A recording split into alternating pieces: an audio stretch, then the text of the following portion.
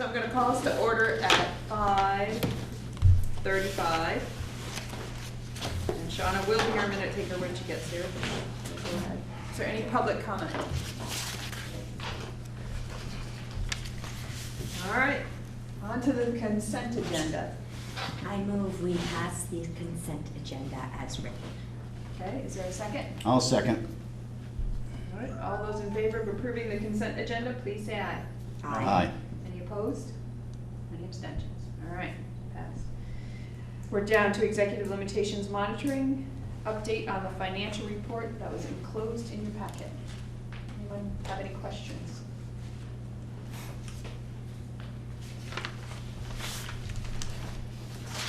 Just sort of, if you'll allow me, Don, to kind of digest this and kind of go with the flow here. So Howard,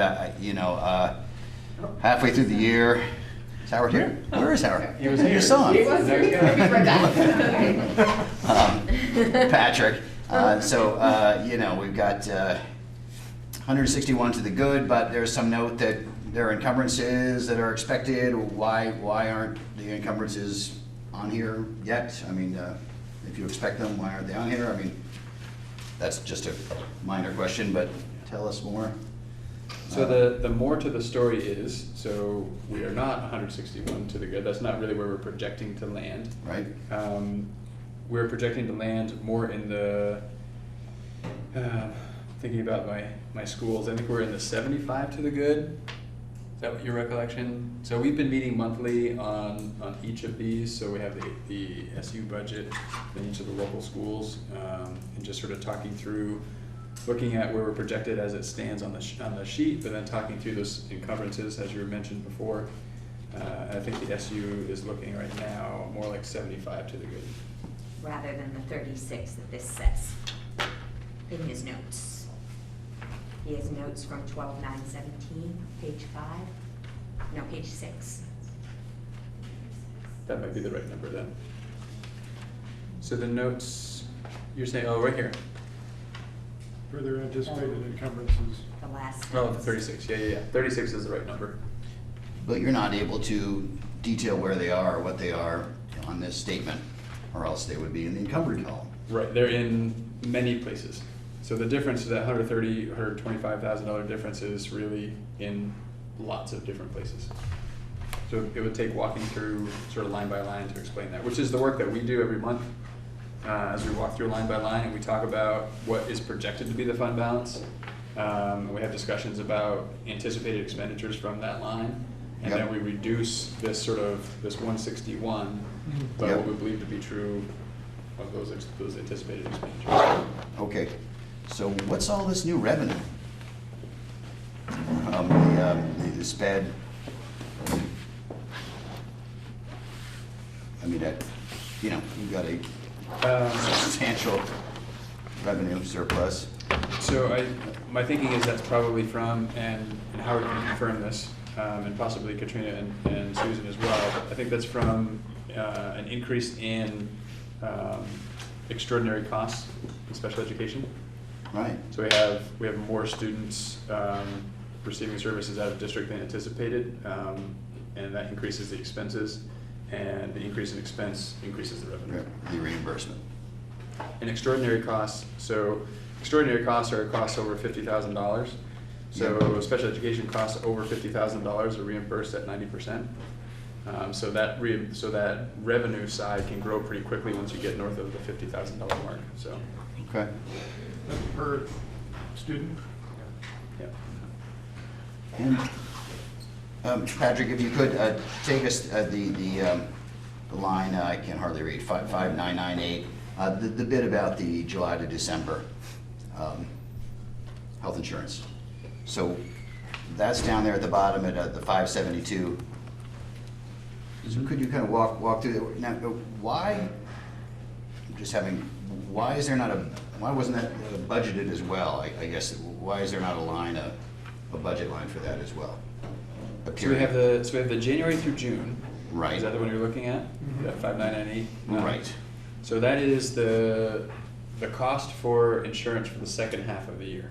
Right, based on the first half of the year so Right, far. so it's Yeah. not necessarily adjusted for so with folks now signing up, and we have a little more information now about what the costs could be in the second half. Yeah, all the new plans, and then Right. they've got the HSAs as well, right? Right. We don't know yet where that's landing, or Right. do we? Or- So we're still sort of, we're still assuming the same cost second half of the year as the first half of the year because we don't know precisely what that number ought to be yet. Okay, understood. But I'm just, in terms of this summary sheet, why isn't there a budgeted amount for that? I guess I'm just missing something there. Howard, line So there's- 5998, I'm looking on the summary sheet. Because they're all another line. They're all- We isolated that line. So if I was to dive down in here, I would see it, okay, Yeah. all right. Well, you'd have to go through several lines, but the reason why we isolated it, so we knew it was in there and we could see it. But we're hoping for savings, no? Yes. Well, and that's why, this $36,000 projected balance at this point isn't too scary, because there are some assumptions made in here that are conservative assumptions still. Yeah. Last year, correct me, where we had a deficit at the SU, right, of 50,000, I don't recall. I think it was that 80, It was 82, 80, right. Oh, right, yeah, there it is. Duh, okay. Okay, so, So at this point, looking better than where we ended last year. correct, okay. Way better. Yeah, way better, and who knows, that 572 might be rich. And I think, to not end with a fund balance that is hundreds of thousands of dollars is also good. Right. Yeah, Under 100, that's good. yeah.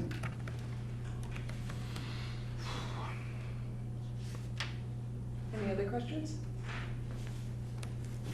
Louis? You good?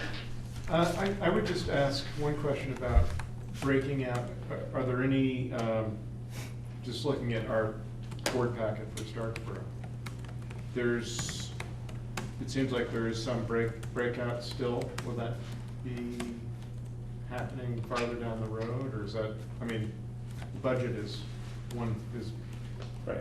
the budget that will be voted on will be one budget. But is there still individual information for the individual boards? So we have access to the individual information, so the way the system, so the entire chart of accounts is different, so the way the coding happens, like it's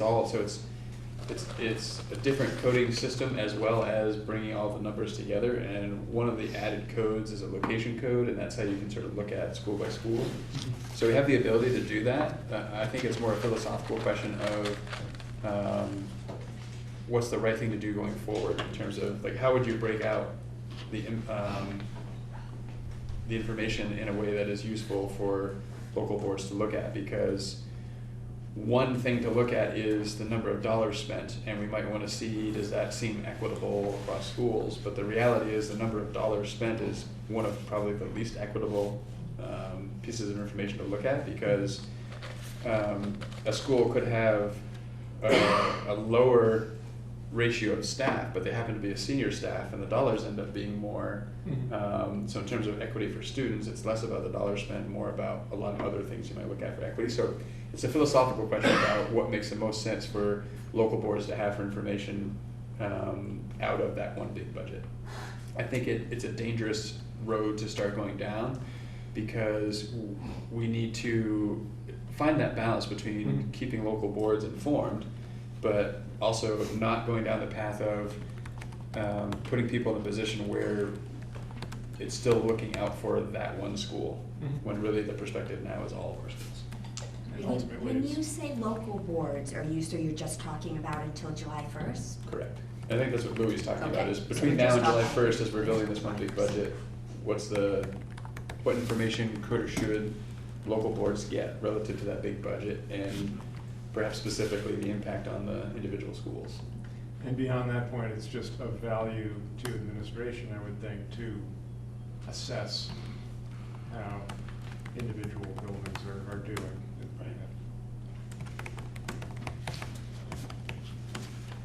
Just Brad. very quickly again, so now that we have these, this 5290, these off off general fund grants are being included here with compensating entries. It's safe to say that this summary sheet really is it, right, Howard? I mean, I can look down, currently we've got 161 to the good.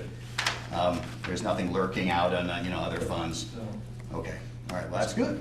Because it was always challenging to look at this and come up with a number and then to hear you say, oh, well, that's not it. What is he talking about? Anyway, so good. Yeah, I like this form. We've been using that for 2 years. Yeah, but it wasn't easy to, no, were we? No, we weren't. It wasn't easy to see at the end of the year where the amount, and now it is. And really, the big thing that has been in the past and continues to be the unknown as you look at this are those things that are not encumbered.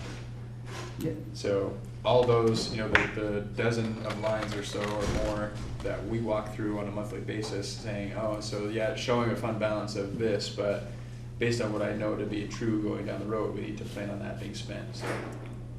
Yeah, that's good. Louis? Isn't it also true that there are still sort of discrete funds that are intended for individual schools that are sort of held aside with the intention of eventually plowing them into those? Correct. And using them up, hopefully relatively soon. Well, and some of those things don't necessarily get used up. So there are some funds for instrumental lessons at school. So there's some funds that are pretty Ongoing. specific for purposes at specific schools, and they're more of an ongoing thing. And those funds will continue on for those purposes in their intended school, even after consolidation. To help keep Howard on his toes. That's right. There any income with those? Probably not much. Would that go to the, No, typically not. I don't think we draw any income from that. rates are It's coming, really- going up, Patrick. They're raising rates, we'll get some yield for once, but those. insignificant, all right. All right. I'm gonna keep moving us along. 6:45 is when the locals will start.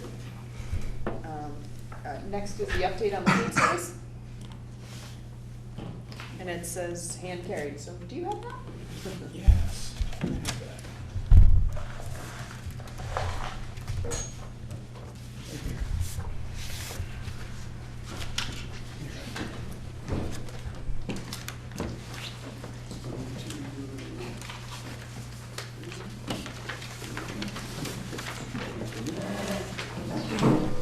A couple of extras.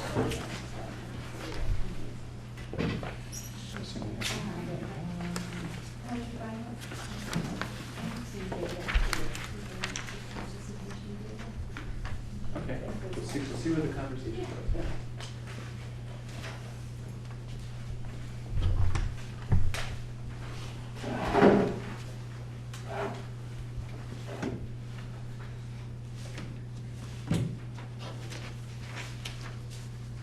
Howard or Kathy, do you want to give just a quick sort of overview as folks are just receiving this?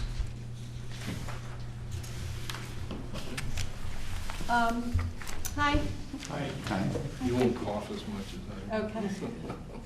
I think the quick overview is we're still ahead of the game, a little bit less ahead of the game than we were last year at this time. Howard and I have had long conversations about that. It's not that much, we're not that different from last year. I'm feeling pretty good about it personally. I think we're doing really well. We still have, there's still things we're working on. I think in particular, we still need to continue to try to address our accounts receivable from student accounts that we're still working on. It's a little bit less than it was last month, and we keep whittling it down, but it's an ongoing challenge. What can I say?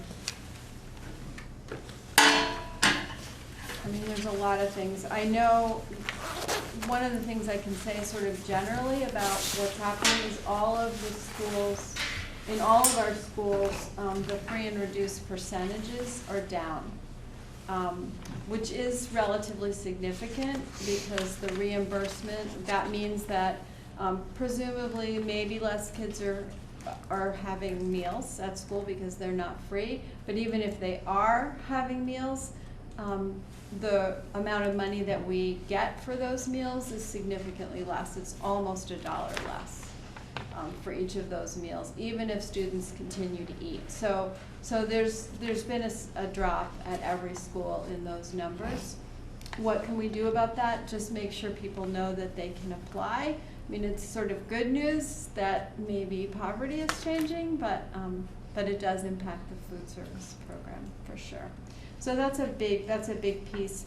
We've also seen a couple of declines. Most of our participation rates are really good and actually quite high, in the 70s, high 60s and 70s. One school, the Robinson School, lunch participation is at 81%.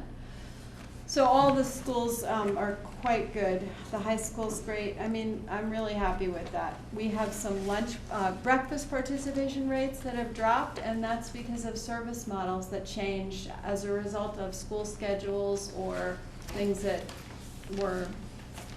we had to change because of other things going on in the school. So we've seen a couple of those kind of things happen.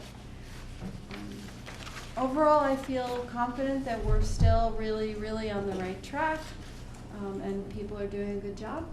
Kids are eating well. A couple other things, we spent a lot of money on the new And we spent software a lot of this money year, on software. and we also have a lot of people more that have signed up for healthcare. So that's also been a higher expense. Yeah, thank you, Howard. The software was a one-time software upgrade to a cloud-based system for all of our point-of-sale systems. So we had a point-of-sale system. We upgraded to this cloud-based system that's more reliable. It actually saved I think it saved the SU some money because of the server was no longer used. We didn't need to use a ton of space on the server and all kinds of things like that. So it's just a better system. But we spent quite a bit of money on that, $10,000, which we won't be spending next year. So, and a few additional equipment costs this year, which for the first time we felt like we could actually spend some money. That's good news, I think. It's more connected to the budget building, and so the work that the SD board is doing.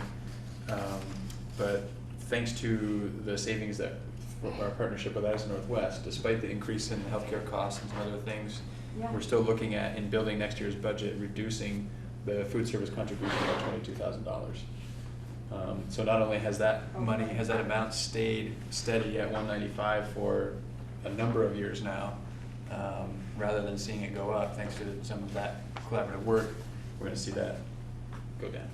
And that's not just because of the salary split. I mean, look at the balance sheet, you're generating equity here. I mean, right? It's a combination of things, right? So Yeah. it's in part because of sharing the salaries, it's in part because of, I think, getting better sort of volume discounts on food. There are a number of things that I think contribute to the savings. Yeah. Yeah, our discounts have gone up considerably as a result of consolidation. So that's been really good. Well, you've got some cash, and you've got some, the receivables. So would you say that those students catering and adults, are those, I always ask, those haven't been aged or anything, that's, and No, you actually, think that those are in jeopardy a little bit? A little bit. Well, there is a whole group of people within that, a group of accounts in there that Right. are students who have qualified for free meals as of November 15th, and I have not done anything with their balances. So some of that will disappear just as a result of people qualifying for free meals in that group. It takes a couple months for that to settle down, and so I didn't have the time to take it out. So there's probably $5,000 to $7,000 of that. In that 35 or whatever it is. It's hard a little bit, looking at the revenues and expenses without seeing, the prior year. I mean, you can't do encumbrances on the revenue, right, Howard? I mean, we look at this and, okay, well, we're 65%, we're halfway through the year. It's hard as a board to kind of look at that and say, well, where are we compared to last year? You cited, some year-over-year numbers, but we don't see that in this report. Well, I think just generally speaking, what I see is we're overall up in revenue from last year overall, but it's in different categories. In sales, we're down, or in student meals, we're down because our reimbursements from this, our reimbursement numbers are down. As I explained before, that really has a lot to do with the free and reduced numbers of kids who are eligible for those programs. So we're a little bit down in that. We have the comparison, but we're up, and our supper program is up by a few $1,000s. Rebates have been up quite a bit. Our catering's been up. So we're generating revenue in other ways to make up for that. We're doing preschool meals at 3 preschools now, so generating revenue in that area. So overall, the revenues are a little bit higher. But every category is a little different. It's a juggling act. So does that help a little bit? Yeah. And we're watching I'm happy, that. it's, Super careful. numbers look good to me. We do compare with last year. Yeah. The problem with All that the is, time. when you cut off like at 11:30, you may have 3 different number of meal days in one year Right. than you have in There's the that other. too. So it sort of, taints the data a little bit in the comparison. Our food costs, our spending, expenses in food is down.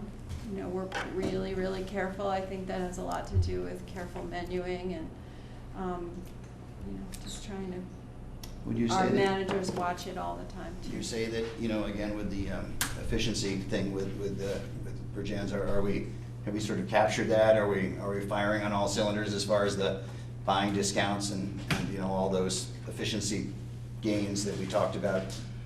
Are there more to come, or? Our district has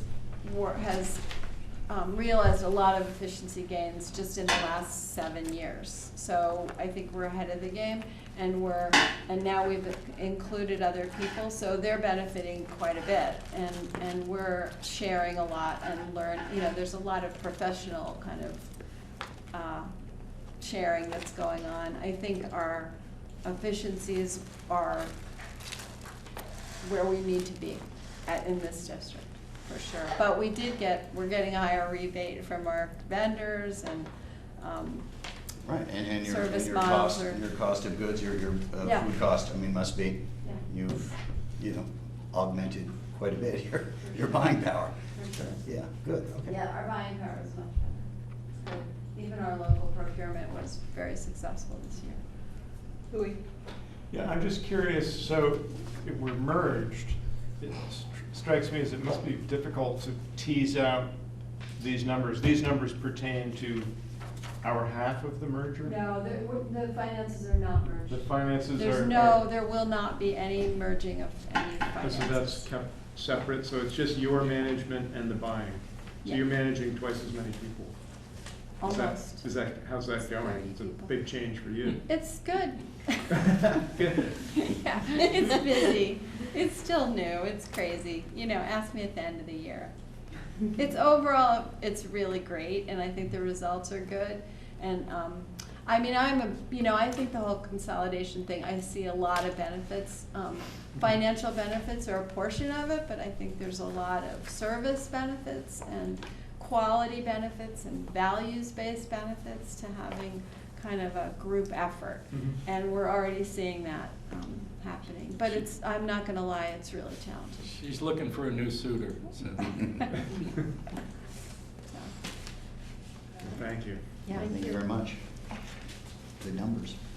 All right. Moving along, updated work plan. I think Patrick just made changes that were made at the last meeting to the work plan, and so it's been updated with the changes from the last meeting. Any questions? Everyone good? All right. Next is an action item to authorize the chair to sign the financial management questionnaire. I think you'll all remember that questionnaire from past years. Any questions? Anyone willing to make a motion? I'll make the motion. All right, Louis? Is there a second? I will second that. Elin? Elin? All right. Any questions, discussion? I just think it's a cool It's a good little thing, and I think every company, and I'm sure I've used this, kind of brought this to, it's a good little checklist. Brings out some interesting checks and balances and good points. This is required from every district? This is a state requirement, or AOE, right? AOE? Part of the Oh, fiscal you're talking model. about the financial. To complete this checklist? Yep. Internal controls. Yeah. It's pretty slim compared to a normal Is it? internal control questionnaire, yeah. So, that's the Reader's Digest version. I'd hate to see the, It's probably 100-something pages long, so. All right. All those in favor then of authorizing the chair to sign the financial management questionnaire, please say aye. Aye. Any opposed? Any abstentions? All right, it must be around here somewhere. I think I see orange on the bottom of that pile down there. Maybe that's it? Or is that Bristol's pile? I don't want to miss it. I have to be tracked down later, thank you. We can All find right. you. Yeah. All right, oh, here's some copies of the food service report. All right, we're moving down to discussion around the preparation for the annual meeting. I don't know that we do any preparation for the annual meeting, other than in the past, we've had the budget included in the Mount A booklet, and there was a brief letter. I guess, Well, Is that still- are we having an annual meeting? Or, I mean, Isn't we're that- talking about the SU yeah. annual meeting. So we're gonna have one the same way the local boards are having one, just in summer? Or, Well, or is it that meeting where we all have to wait, yes, you had to get together to approve the budget, but they're not doing that anymore, Approving the so. budget this year. Right, so I guess we have to think about, is there a place where? I'm not sure the executive committee or the SU will have to have an annual meeting. So for sure, the local school districts will have to have their annual meeting, and Mount A will have their annual meeting, and the SD board will have their annual meeting. I'm not sure. I'll double check on that. In each case, the final annual meeting. Correct. Well, with the exception of the SD. Yes.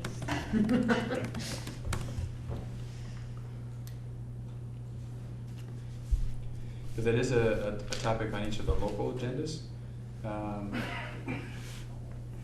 And the idea being that the conversation is, for sure, to reflect on the prior year, or the current year that we're in, and what has happened. And certainly less than what we have in years past, talking about the year to come. And the big question is, to what level is information shared at local school district annual meetings, many of which take place at town meeting, about the SD budget?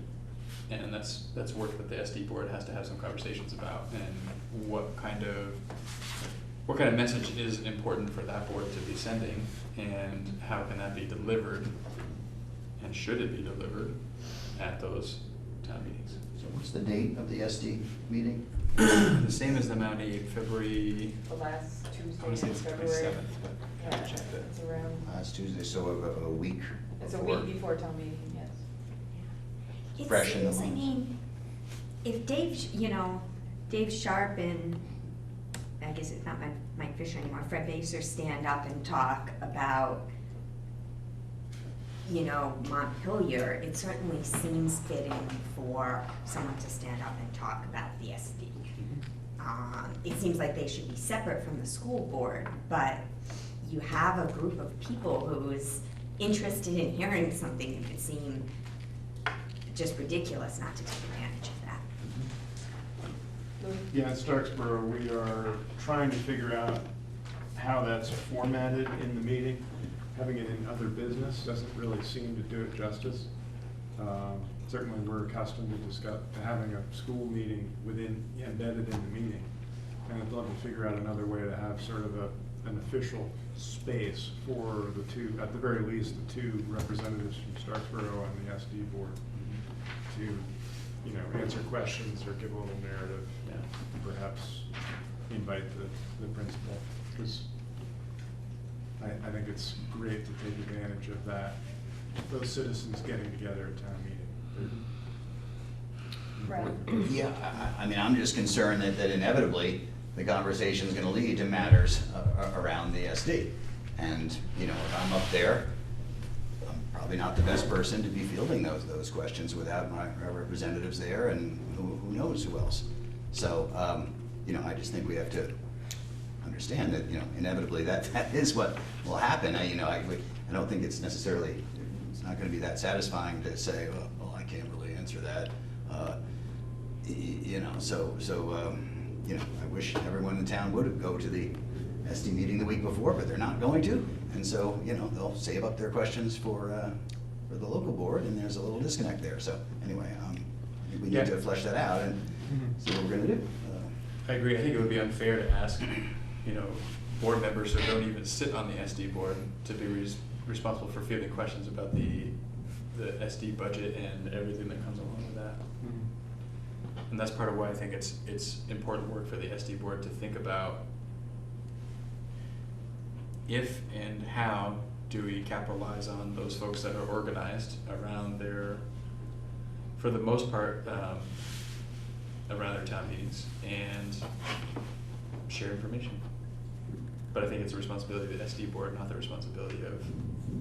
But we would like to strongly encourage them to I do mean, something. I imagine when the local boards have their meetings tonight, and discuss this, they're Yes. going to request their representatives be present at town meeting or at the school meeting for that. Well, last night Patrick brought it, I mean, we talked about it at the SD meeting, and part of the, one thing that Patrick said that struck a chord with me was that it's similar to the Mount Abraham budget. You know, think about your local meetings and how many times you get questions about the Mount Abraham budget. It's the same kind of idea. It's another budget that, you know, and when I sat on the Moncton board, very rarely did we have somebody come to the Moncton meeting and ask about the Mount Abraham budget. So. And I think we also have to just acknowledge, and it's important to know that this is probably true. However we structure information being shared about the SD budget this year becomes precedent.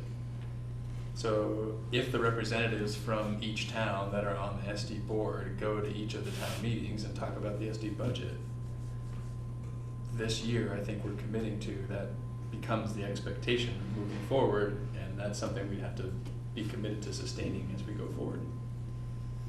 Though if it's part of the school meeting, if the school meeting is giving a little space to somebody to say something, you know, this is our year of transition, next year you should go, that's not happening next year.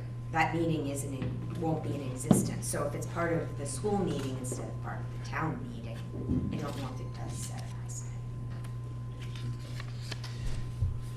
You're gonna have the same basic numbers in the town books, right?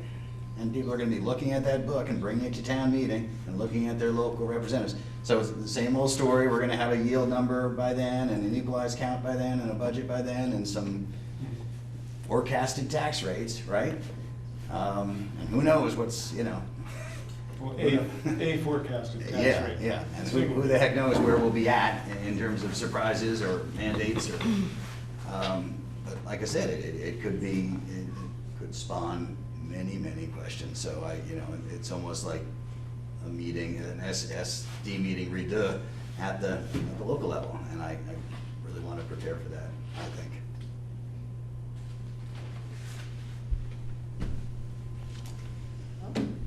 Can I say one separate thing? I think maybe it makes sense too to do a little bit of history or wrap up. I mean, these are school boards that have existed for decades and decades with lots of people serving and doing lots of work, and so it seems appropriate to acknowledge that as they're closing, as they're ending or turning into something else. That's a good. So.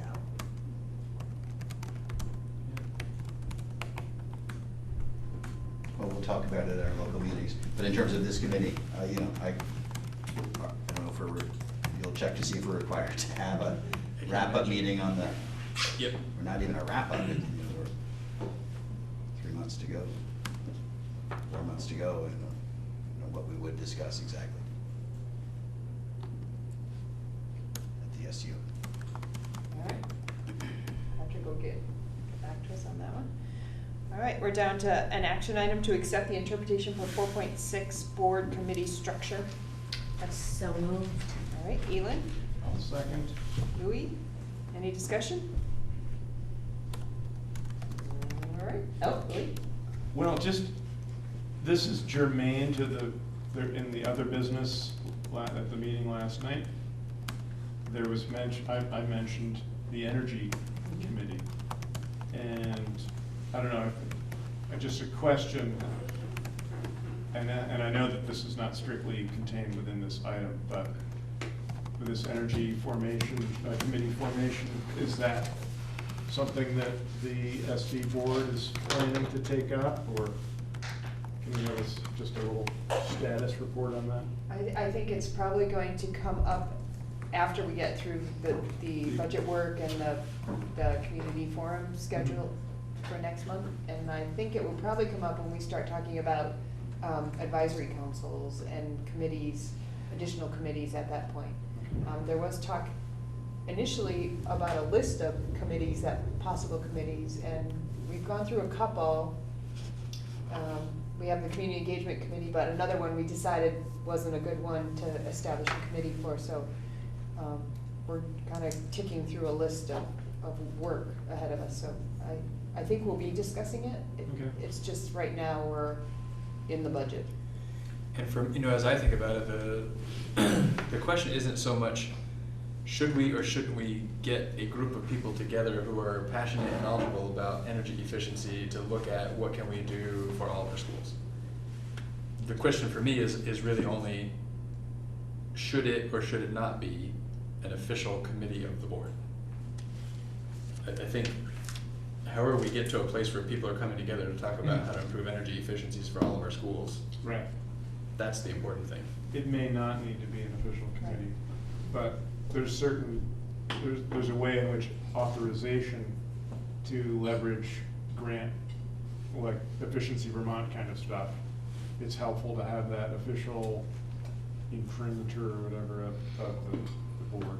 And maybe there's a way to accomplish that without an official subcommittee. I mean, I could envision, so thinking about Howard and or Alden working with this group of people, informing me to be able to make a recommendation to the board on the actions that we should be taking. Or we build it into the capital improvements plan based on that, what we learned there, and that maps out over the course of the next several years what work gets done when to achieve the energy outcomes that we seek. If I can just add to that, tomorrow Alden and I are meeting with Efficiency Vermont and to try to establish some sort of outreach like you're talking about. So we've already started the wheels going in there. Right. Real quick, do you envision the local advisories being board committees? Did I say that right? The local, yeah, the advisories. Those community, community advisories. Would those be board committees?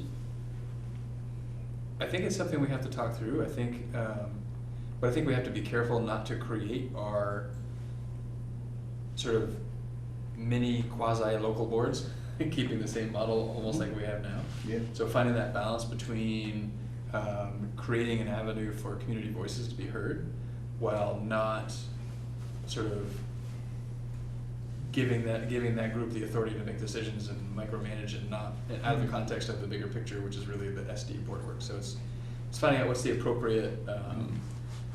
Yeah, just asking interesting questions. Yeah, I don't know. Because I know you'll have a lot of out-of-work board members. wondering what to do with their Yeah. 2 or 3 or 4 Yeah. meetings a month that they've been having. Brad? We'll find a home for you, Brad. Don't worry. Okay. Any other discussion around 4.6? All right, all those in favor of approving the interpretation for 4.6 board committee structure, please say aye. Aye. Any opposed? Any abstentions? All right. Another action item to approve the certificate of adopting resolution and authorize the chair to sign, and that was in your packet. So moved. Elin? All right, is there a second? Second. Brad? You wanna discuss it? So this basically creates an agreement with the company that's going to be managing the HRAs. So it just formally establishes that relationship. Pretty important that we do that. But We don't want to this, manage it. this certificate implies that the health reimbursement arrangement is being presented to us. Is that happening? That's to me what I read when I read this. Okay. It says, the health reimbursement arrangement effective January 1st, 2018, presented to this meeting is hereby approved and adopted. So that would be all of the details surrounding that. Howard just recently had a meeting with this organization. Future Planning Associates is the organization doing this. That's correct. And so this is a page that reflects a multi-page document with all the That's correct. details. And when Dawn comes over to sign, we have plenty of pages that you need to sign. More So than it's that just- one? Yeah, just a more than that sparing- one, yeah. Okay, It's so they're sparing putting you. you in charge of. Tom will hear a presentation, I hear. A presentation. Let me make a sticky note about that one. What it does is it lays out the contract between us and future planning that explains what their specific duties are and what our specific duties are in relation to our contract. All of which makes sense based on the conversation we've had so far about how we want to operate the HRA with various, debit cards and things of that nature. Lays out all those details. Okay. All right. Need anything else? I have my sticky note. I'll be back with the riveting details for you. There was no administration on the HSA for the SU employees? I think it covers both, right? HRA and HSA. The same company will be managing Health both reimbursement. HRAs and There HSAs. was a role for an administrator of the HSA as well, I thought, right? Yeah, so they, Issuing statements and. But it's a lot they're, less it's work. managed differently, but both are managed by the same Future Planning Associates.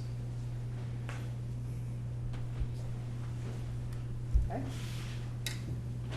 And it's all in this one agreement. There's not Well, a separate. HSAs are basically, a lot of that is your own governance because you control the deposits and everything. You go Yeah.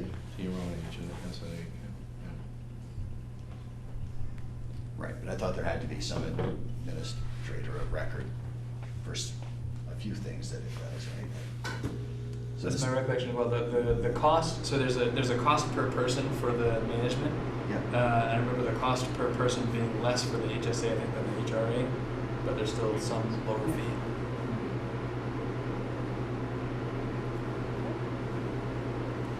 All right.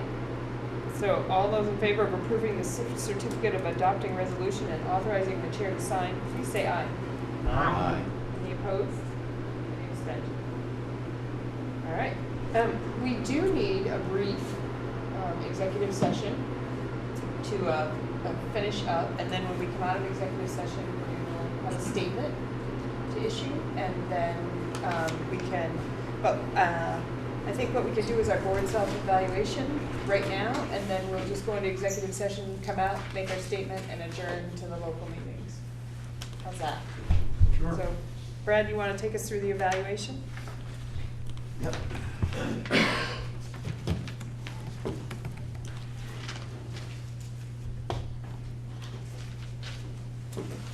What is the level of engagement of all board members?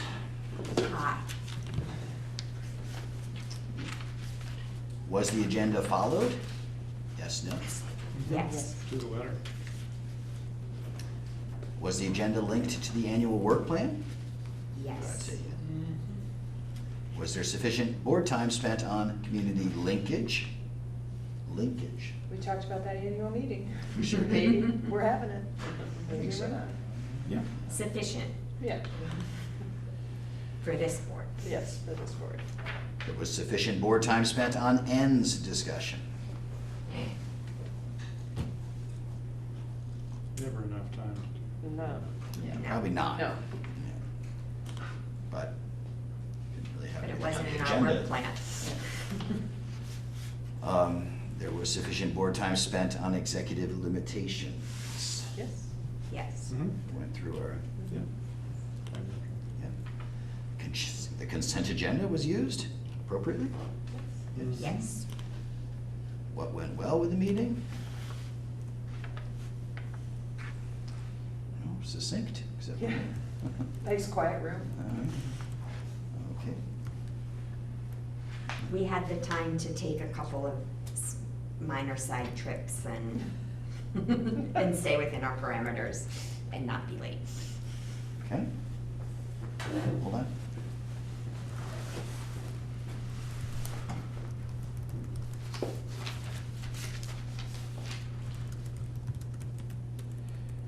Okay. What concerns do we have about the meeting?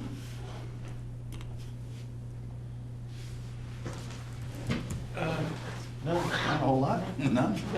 And how could it be improved? We could have all our board members here. Right, there was, Yeah. It is a theme. All right, that is it. All right. Is there any public comment at this time?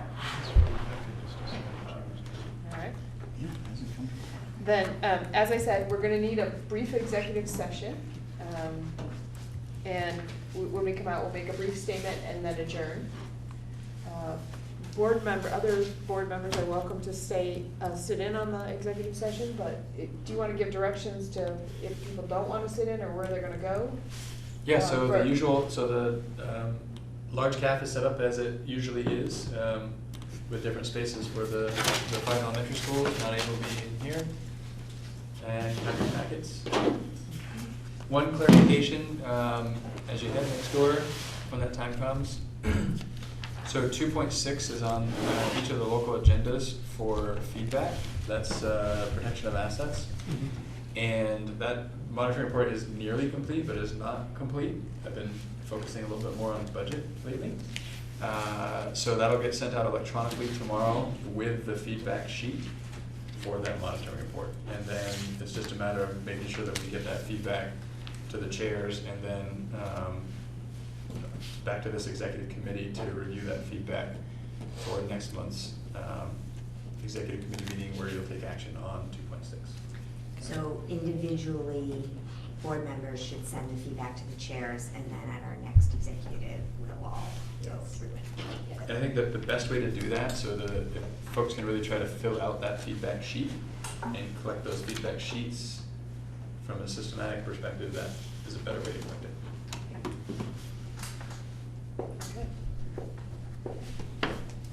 Do we have to say why the executive session? Yeah, I'm going to. Okay. I was going to just give you all the information you need right now. So our executive session is around Title I, VSA 313A3, the evaluation of a public officer or employee. That is not something that we have to determine premature knowledge, putting us at a disadvantage because it's an employee issue, and we don't evaluate an employee in public session. So, a motion to go in, and we'll do our business, and the local board members that are here are welcome to stay, and I don't know where, we need Patrick to stay, but the rest are free to cruise around for a few minutes, and then we'll be done. So, I'll make the motion, go into executive session for the reasons that you stated. all right. I can second that. All right, all those in favor of going into executive session at 6:23, please say aye. Aye. And at 6:24, is that okay? Yep, 24 works. Okay. All right, so the ANESU Executive Committee and Superintendent Reen met on November 29, 2017 for the purpose of the superintendent's evaluation. In accordance with the governance policy C3, Board Management Delegation, and the employment contract between the ANESU and Superintendent Reen, it is the responsibility of the ANESU Executive Committee to evaluate the superintendent's performance. The executive committee utilized an evaluation process that is objective, targeted, and based on monitoring reports. In these reports, Superintendent Reen has demonstrated that student achievement is a motivating factor in his work. He has met the board's expectation with quality work towards achieving the ends. Superintendent Reen has worked diligently to advocate for the ANESU. He continually demonstrates ethics, fairness, and collaboration in his day-to-day work. Superintendent Reen is a valuable asset to our organization, and we look forward to his continued work improving outcomes for learners as outlined in our ends policy. Thank you. Okay. Good bloody thumbprint. So the only thing left we have to do is adjourn. Motion to adjourn. All right, Brad, Second, Elon? Nealon. All right, all those in favor of adjourning, please say aye. Aye. Any opposed? All right, any abstentions?